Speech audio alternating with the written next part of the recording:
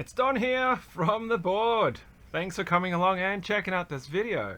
Wow, well today was a mail day for me, and we're going to have a look at what I hope is going to be at least one of the JTK Max cases.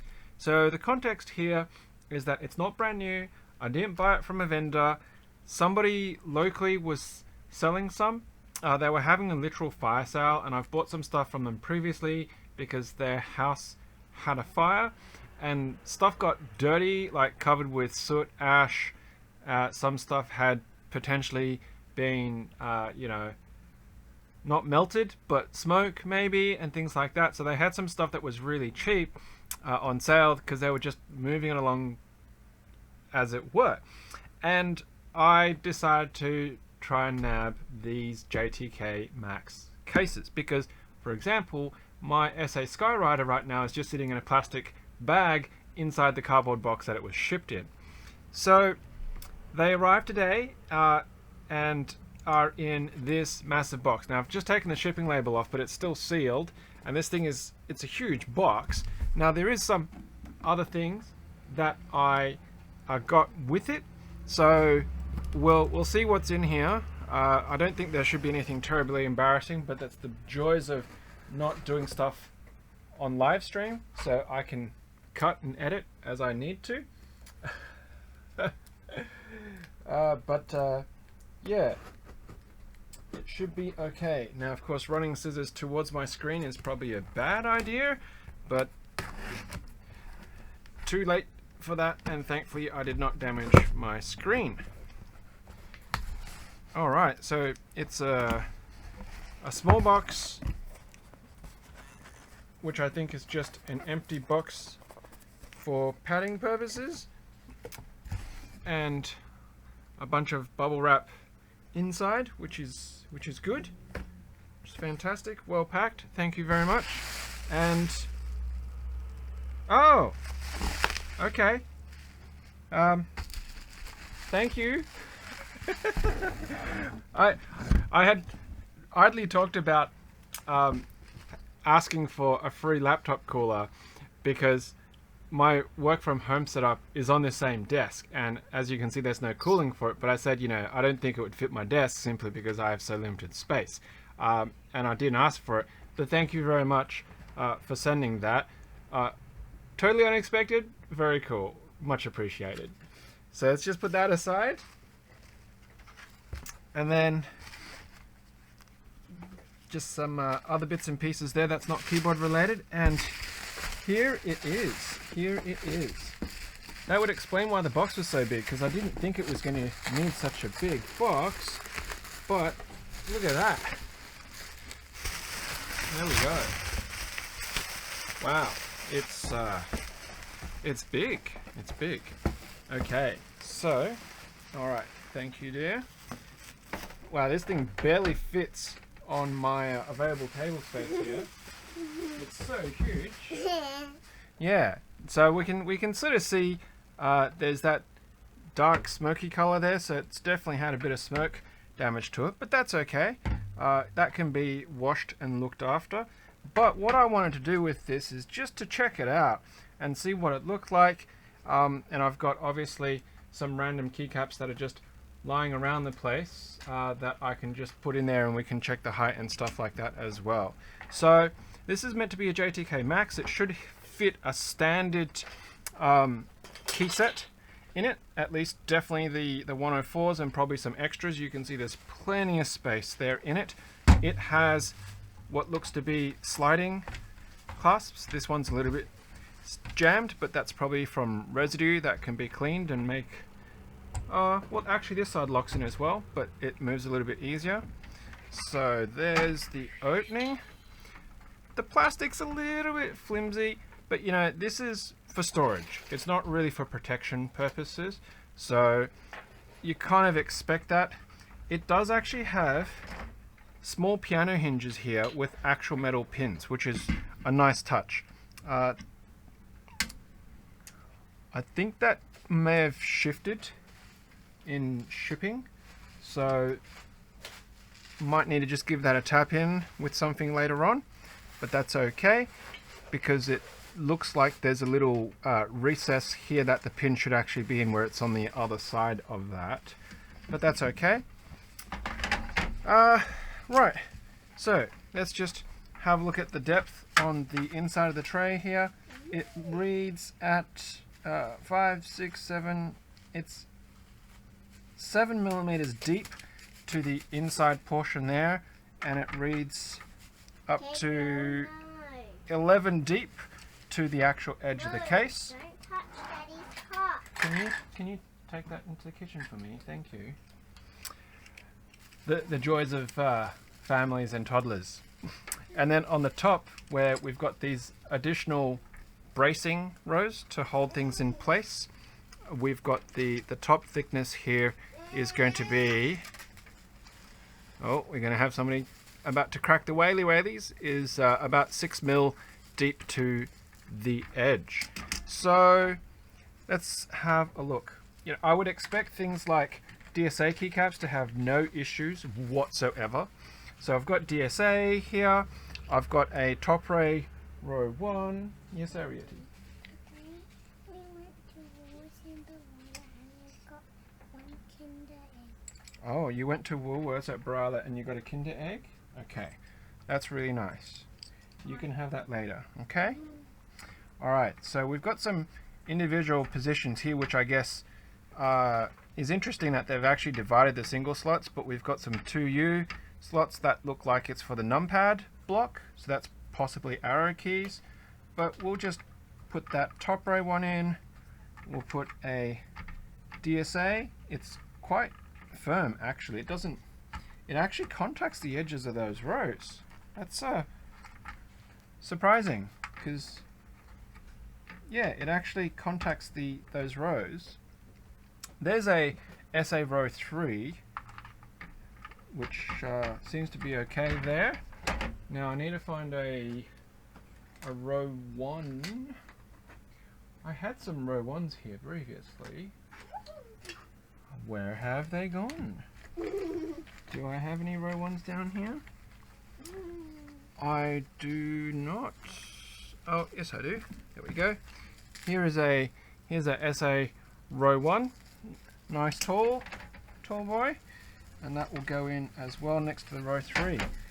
And look at that. So I can close this up, I can lift it, and it's perfectly closed. I probably should have thought a little bit more in advance about where I was putting this so you could see it, but let's move this to the edge.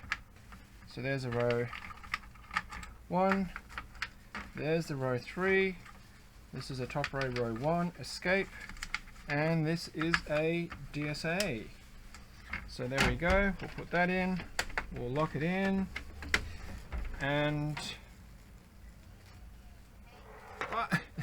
well, that obviously didn't work because it's sliding. Maybe if I hold it this way, well, you can see the top rows move, but the SA row 1 has just got enough clearance there that it fits quite neatly. So everything else is slid, but the row 1, there we go, the row 1 is held, and you've got probably about 1.5 mil, 2 mil of clearance there. So that's actually really cool. Supposedly the non-max ones won't hold SA, so that was why I was more interested in that. So what I'm going to do now is I am going to stop this video, and then I'm going to go wash this up, let it dry, and then we'll probably see me packing it in the Skywriter set when I have the time to do that, you know, with this going on around. And then, what are you doing there? And then we'll come back and see what it looks like once this is cleaned up and has a key set in it. So we'll catch you after the chop.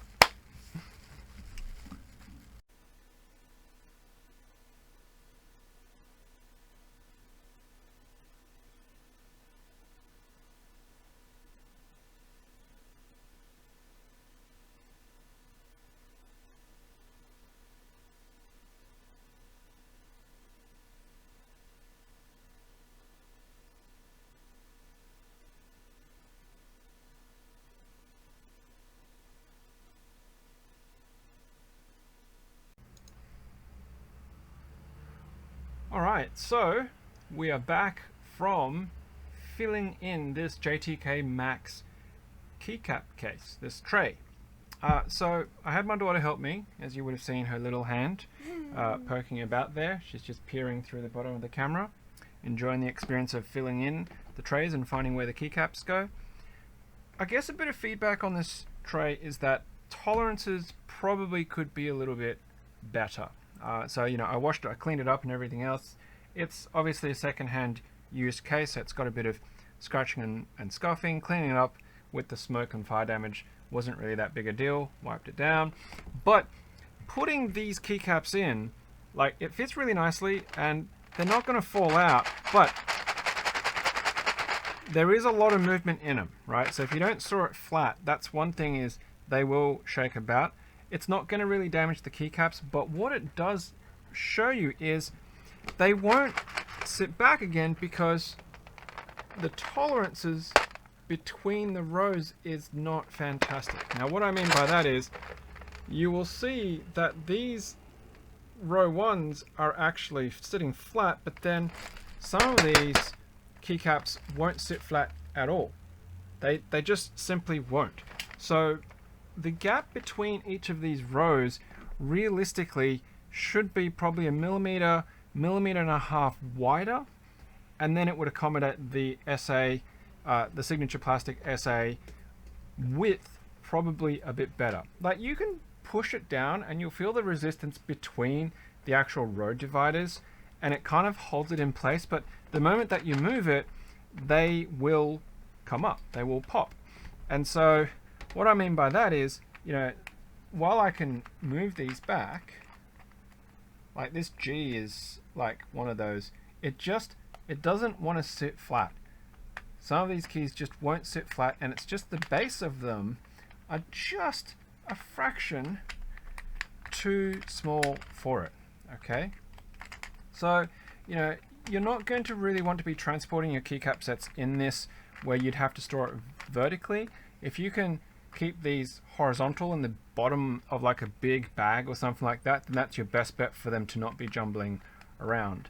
As far as it goes for a display piece, I think it's really nice. The crystal clear plastic does allow the keycap set to be viewed and experienced, although of course this being a used set, there is some marks and marring on it, but that's not really that big a deal. The keycaps don't really move around a lot anyway, unless if you're violently shaking it. So that is actually pretty neat. In terms of the spacebar kit, on the bottom row here, I wasn't able to fit all of the actual spacebar kitting in there on that bottom row.